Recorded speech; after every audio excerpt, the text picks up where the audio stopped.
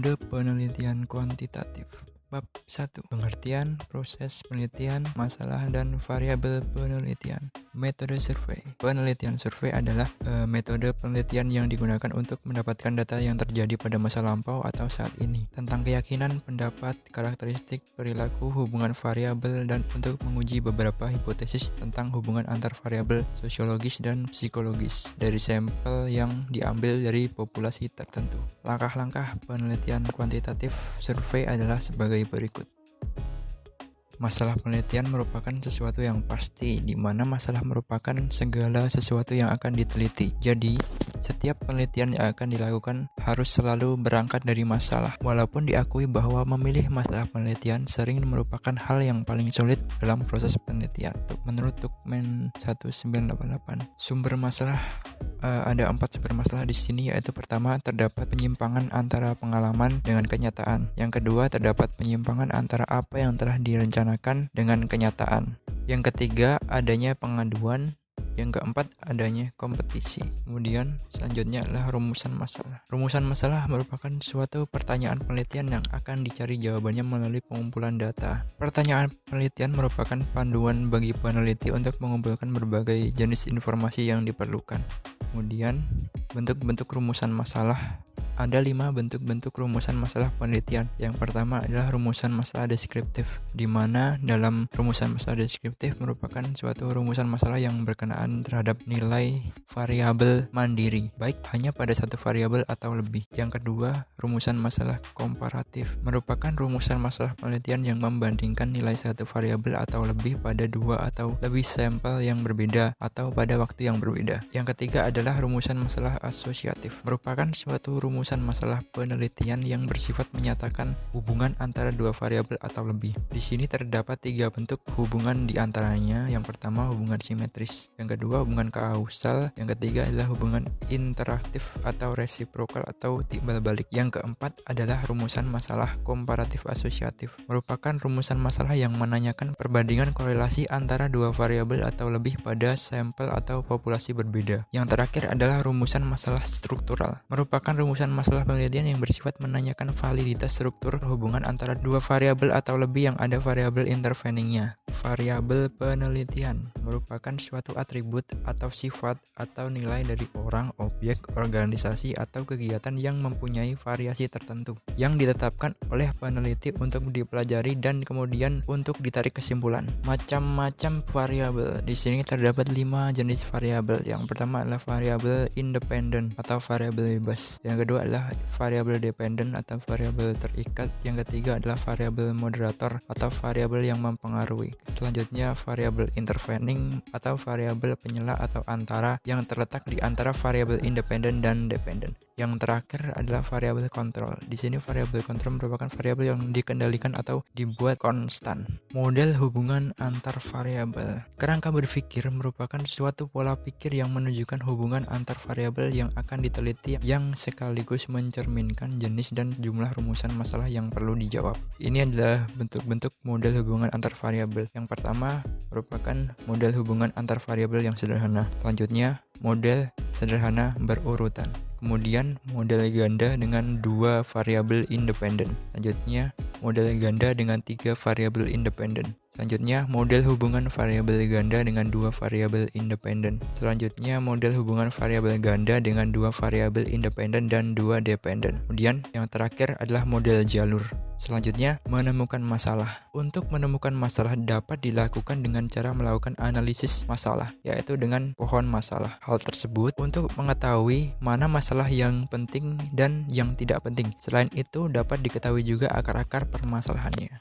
Kemudian selanjutnya adalah bab 2 tentang landasan teori, kerangka berpikir, dan hipotesis. Teori. Di sini teori memiliki 3 fungsi, yaitu pertama adalah untuk menjelaskan atau explanation, yang kedua adalah untuk meramalkan atau prediction, yang ketiga adalah pengendalian atau kontrol. Di sini setiap teori akan mengalami perkembangan, dan perkembangan itu terjadi apabila teori sudah tidak relevan dan kurang berfungsi lagi untuk mengatasi masalah. Selanjutnya, tingkatan dan fokus teori. Menurut Newman 2003 mengemukakan tingkatan teori atau level of teori menjadi 3, yaitu mikro, meso, dan makro. Kemudian fokus teori dibedakan menjadi 3, yaitu teori terus substansif, teori formal, dan middle range teori. Selanjutnya, kegunaan teori dalam penelitian. Menurut Cooper and Schindler 2003 menyatakan bahwa kegunaan teori dalam penelitian adalah yang pertama, membatasi ruang lingkup yang solid. Yang kedua, teori menyarankan pendekatan penelitian apa yang paling cocok digunakan untuk mendapatkan makna yang paling besar. Yang ketiga, teori menyarankan bagaimana cara mengklasifikasikan data sehingga mempunyai makna yang tinggi. Yang keempat, teori dapat memandu merangkum data dari objek yang diteliti. Yang kelima, teori dapat digunakan untuk memprediksi fakta yang akan didapatkan. Selanjutnya, deskripsi teori. Deskripsi teori merupakan hasil-hasil penelitian yang relevan dengan variabel yang diteliti. Langkah-langkah untuk melakukan pendeskripsian teori adalah sebagai berikut. Yang pertama, tetapkan nama variabel yang diteliti dan jumlah variabelnya. Yang kedua, cari sumber-sumber bacaan sebanyak-banyaknya dan yang relevan dengan setiap variabel yang diteliti. Yang ketiga, lihat daftar isi setiap buku dan pilih topik yang relevan dengan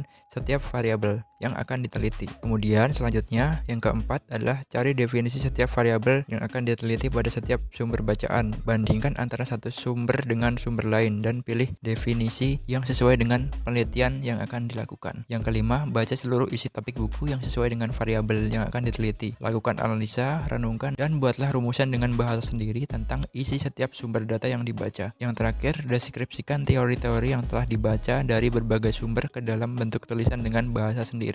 Kemudian selanjutnya adalah kerangka berpikir. Merupakan suatu model konseptual tentang bagaimana teori berhubungan dengan faktor yang telah diidentifikasi sebagai masalah yang penting. Di sini, UMA Sekaran 1992 mengemukakan bahwa kerangka berpikir yang baik memuat hal-hal sebagai berikut. Yang pertama, variabel yang akan diteliti harus dijelaskan. Yang kedua, diskusi dalam kerangka berpikir harus dapat menunjukkan dan menjelaskan pertautan atau hubungan antar variabel yang diteliti dan ada teori yang mendasari. Yang ketiga, diskusi harus dapat menunjukkan dan menjelaskan apakah hubungan antar variabel itu positif atau negatif, berbentuk kausal, simetris, dan atau interaktif. Yang terakhir, kerangka berpikir tersebut selanjutnya perlu dinyatakan dalam bentuk diagram sehingga pihak lain dapat memahami kerangka berpikir yang dikemukakan dalam penelitian. Rumusan hipotesis. Hipotesis merupakan jawaban sementara terhadap rumusan masalah penelitian, di mana rumusan masalah penelitian telah dinyatakan dalam bentuk kalimat pertanyaan. Kemudian, karakteristik hipotesis yang baik. Yang pertama, merupakan dugaan terhadap keadaan variabel mandiri, perbandingan keadaan variabel pada berbagai sampel, dan merupakan dugaan tentang hubungan antara dua variabel atau lebih. Yang kedua, dinyatakan dengan kalimat yang jelas. Yang ketiga, dapat diuji dengan data yang dikumpulkan dengan metode-metode ilmiah. Bab 3. Metode penelitian eksperimen. Kapankah metode penelitian eksperimen digunakan? Penelitian eksperimen digunakan apabila peneliti ingin melakukan percobaan untuk mencari pengaruh variabel independen atau treatment atau perlakuan tertentu terhadap variabel dependen atau hasil atau output dalam kondisi yang terkendali. Desain penelitian eksperimen. Ada 4 desain. Yang pertama adalah pre-experimental design, yang kedua true experimental design, yang ketiga factorial design, yang terakhir adalah quasi-experimental design. Yang pertama pre-experimental design. Desain ini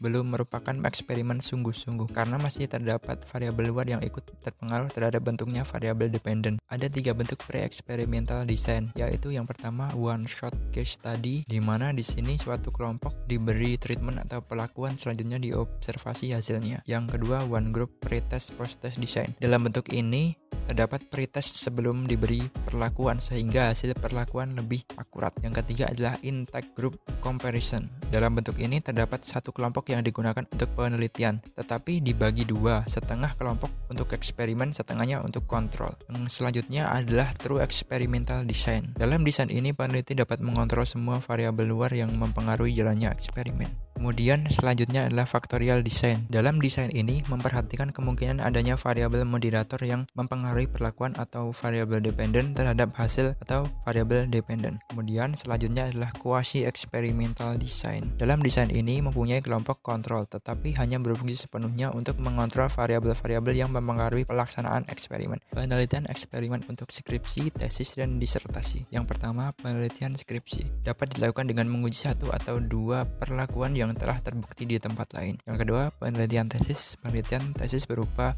inovasi, di mana di sini kemudian dikembangkan sesuatu yang telah ada menjadi lebih baik. Yang ketiga, penelitian disertasi. Di sini penelitian disertasi bersifat lebih luas, mendalam, baru, dan original. Lanjut ke bab 4, yaitu populasi dan sampel. Populasi merupakan suatu wilayah generalisasi yang terdiri dari objek atau subjek yang mempunyai kuantitas dan karakteristik tertentu yang ditetapkan oleh peneliti untuk dipelajari dan kemudian ditarik kesimpulannya. Sedangkan sampel di sini merupakan bagian dari jumlah dan karakteristik yang dimiliki oleh populasi. Teknik sampling ada dua. Yang pertama adalah probability sampling, yang kedua adalah non-probability sampling. Probability sampling merupakan teknik pengambilan sampel yang memberikan peluang yang sama bagi setiap unsur atau anggota populasi untuk dipilih menjadi anggota sampel. Sedangkan non-probability sampling adalah teknik pengambilan sampel yang tidak memberi peluang atau kesempatan sama bagi setiap unsur atau anggota populasi untuk dipilih menjadi sampel. Dalam probability sampling terdapat 4 teknik. Yang pertama adalah simple random sampling. Di sini, simple random sampling merupakan teknik yang dilakukan secara acak tanpa memperhatikan strata yang ada dalam populasi tersebut. Yang kedua adalah proportionate stratified random sampling. Digunakan bila populasi mempunyai anggota atau unsur yang tidak homogen dan berstrata secara proporsional. Yang ketiga adalah disproportionate stratified random sampling. Digunakan untuk menentukan jumlah sampel bila populasi berstrata tapi kurang proporsional. Yang keempat atau yang terakhir di sini adalah cluster sampling atau area sampling. Digunakan untuk menentukan sampel bila objek yang akan diteliti atau sumber data sangat luas. Kemudian yang kedua adalah non-probability sampling, merupakan teknik pengambilan sampel yang tidak memberi peluang atau kesempatan sama bagi setiap unsur atau anggota populasi untuk dipilih menjadi sampel. Ada 7 teknik sampel dalam non-probability sampling. Yang pertama adalah sampling sistematis, yaitu teknik pengambilan sampel yang berdasarkan urutan dari anggota populasi yang telah diberi penomor urut. Yang kedua adalah sampling kuota, merupakan teknik pengambilan sampel yang menentukan atau untuk menentukan sampel dari populasi yang mempunyai ciri-ciri tertentu sampai jumlah yang diinginkan. Yang ketiga adalah sampling incidental, merupakan teknik pengambilan sampel berdasarkan kebetulan atau secara insidental. Yang keempat adalah sampling purposive, merupakan teknik penentuan sampel dengan pertimbangan tertentu. Yang kelima, sampling jenuh, sampel yang bila ditambah jumlahnya tidak akan menambah keterwakilan sehingga tidak akan mempengaruhi nilai informasi yang telah diperoleh. Yang keenam, dalam non-probability sampling ada snowball sampling. Snowball sampling merupakan teknik penentuan sampel yang mula-mula jumlahnya kecil kemudian membesar. Yang ketujuh adalah census atau sampling total, merupakan teknik pengambilan sampel di mana seluruh anggota populasi dijadikan sampel semua. Selanjutnya adalah menentukan ukuran sampel. Menurut Olem di Israel 1992 mengemukakan pertimbangan dalam menentukan ukuran sampel. Ada 3 di sini. Yang pertama adalah level of precision, merupakan tingkat kepresisian suatu sampel atau sampling error atau kesalahan sampel. Yang kedua adalah confidence level, merupakan tingkat kepercayaan suatu sampel. Ketiga adalah degree of variability, yang merupakan derajat variabilitas suatu populasi. Populasi yang variabilitasnya tinggi berarti sangat heterogen. Kemudian dalam melakukan perhitungan ukuran sampel yang akan digunakan juga memperhatikan kedua jenis populasi, di antaranya populasi tidak diketahui jumlahnya dan populasi yang diketahui jumlahnya. Untuk populasi yang tidak diketahui jumlahnya dapat dihitung menggunakan rumus Cochrane, sedangkan untuk populasi yang diketahui jumlahnya dapat digunakan menggunakan rumus Yamane dan rumus Isaac and Michael. Kemudian cara pengambilan sampel, menurut Roscoe dalam buku Research Method for Business memberikan saran-saran tentang ukuran sampel untuk penelitian seperti berikut ini. Yang pertama, ukuran sampel yang layak dalam penelitian adalah antara 30 sampai 500. Bila sampel dibagi dalam kategori, maka jumlah anggota sampel setiap kategori minimal 30.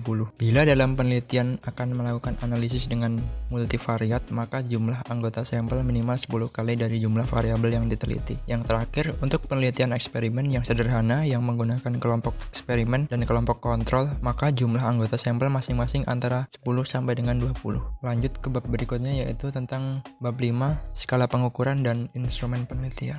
Macam-macam skala pengukuran. Berbagai skala sikap yang dapat digunakan untuk penelitian administrasi pendidikan dan sosial adalah antara lain. Yang pertama adalah terdapat 4 skala. Yang pertama adalah skala Likert, digunakan untuk mengukur sikap, pendapat, dan persepsi orang atau kelompok orang terhadap fenomena sosial. Instrumen penelitian yang menggunakan skala Likert dapat dibuat dalam bentuk checklist maupun pilihan ganda. Kemudian yang kedua adalah skala Goodman. Skala pengukuran dengan tipe ini akan didapatkan jawaban yang tegas, yaitu ya, tidak, benar salah, pernah tidak, dan sebagainya. Yang ketiga adalah skala diferensial. Digunakan untuk mengukur sikap, hanya bentuknya tidak atau bukan, pilihan ganda maupun checklist, tetapi tersusun atas satu garis kontinum, yang jawabannya sangat positif di bagian kanan garis dan jawabannya sangat negatif terletak di bagian kiri garis atau sebaliknya. Yang keempat adalah rating scale, merupakan data mentah yang diperoleh berupa angka kemudian ditafsirkan dalam pengertian kualitatif. Instrumen penelitian merupakan suatu alat yang digunakan untuk mengukur fenomena alam maupun sosial yang diamati. Instrumen-instrumen yang digunakan untuk mengukur variabel dalam ilmu alam sudah banyak tersedia dan telah teruji validitas dan reliabilitasnya.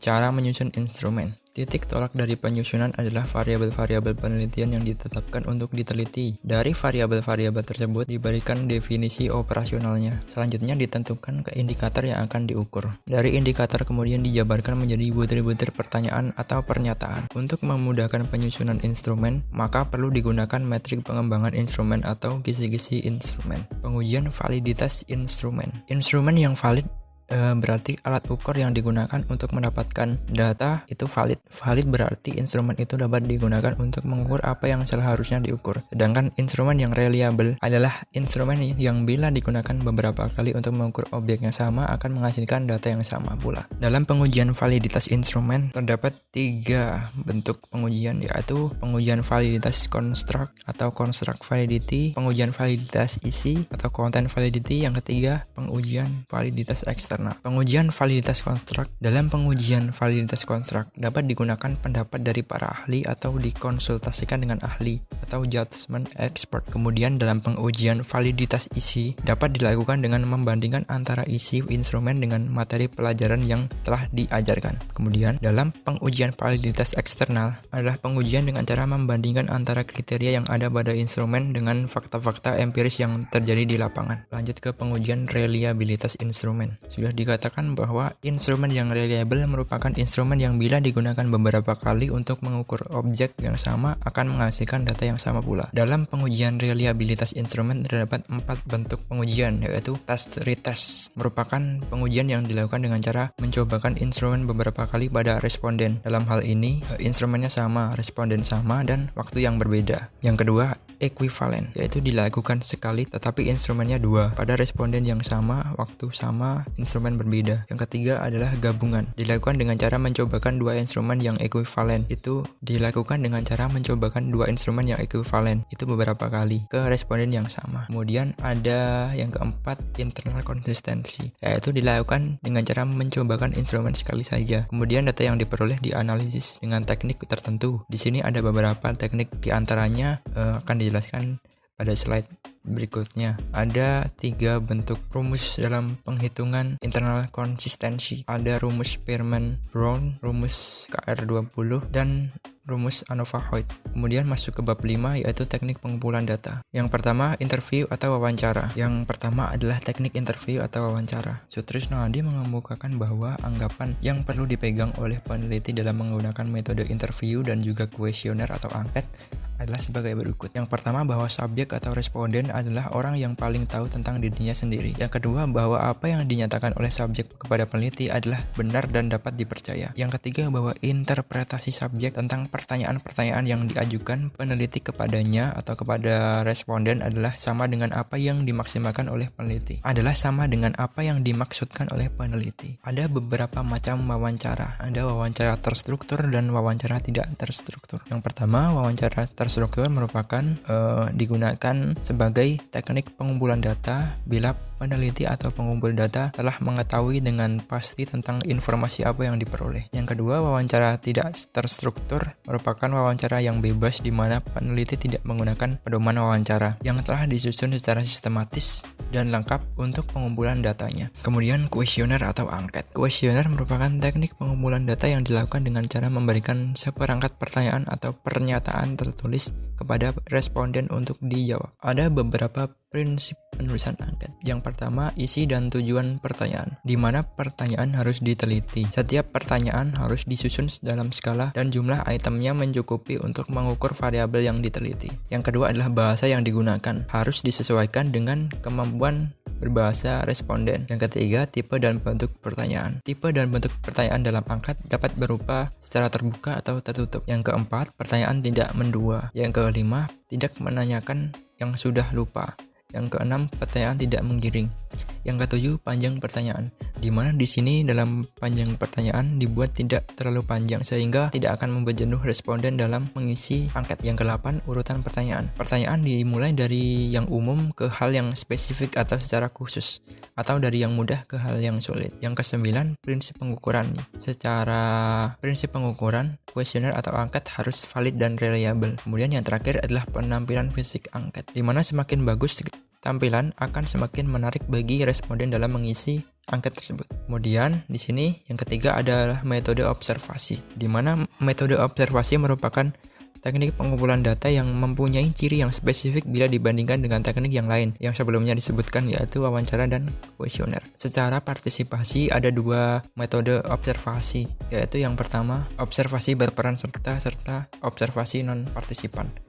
Observasi berperan serta merupakan di sini observasinya peneliti terlibat dengan kegiatan sehari-hari orang yang sedang diamati atau yang digunakan sebagai sumber data penelitian. Yang kedua, observasi non-partisipan merupakan di sini peneliti tidak terlibat dan hanya sebagai pengamat independen. Dari segi instrumentasi, observasi dibagi menjadi dua juga, yaitu observasi terstruktur dan tidak terstruktur. Observasi terstruktur merupakan observasi yang telah dirancang secara sistematis tentang apa yang akan diamati dan kapan serta di mana tempatnya. Kemudian yang kedua ada observasi tidak terstruktur, merupakan observasi yang tidak dipersiapkan secara sistematis tentang apa yang akan diobservasi.